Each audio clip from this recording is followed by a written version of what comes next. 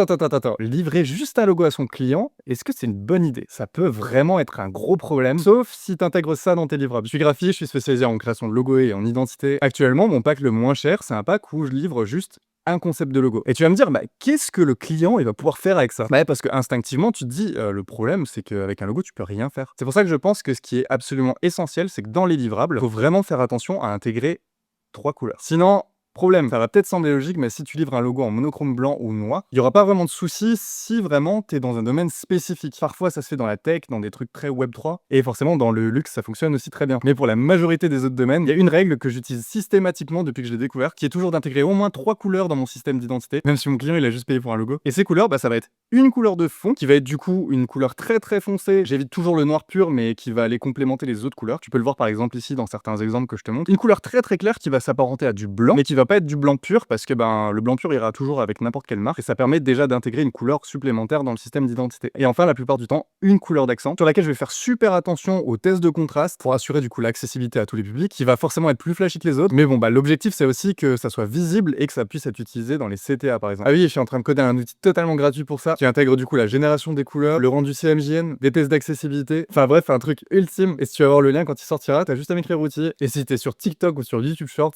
bah il y a le lien dans ma bio, parce que je peux pas envoyer de message auto. T'auras déjà accès à tous les outils gratuits que j'ai créés spécialement pour les graphistes, et cet outil là, bah, je suis en train de finir de le coder, donc bah, je te l'enverrai dès que c'est fini. Mais attention, tout ça, ça fonctionne très bien dans du B2B, dans des entreprises tech, pour les banques, l'immobilier. Ça c'est vraiment mon domaine de prédilection, et bah forcément les règles changent légèrement en fonction du domaine d'activité, notamment si tu pars sur une marque qui va plutôt avoir des couleurs nudes.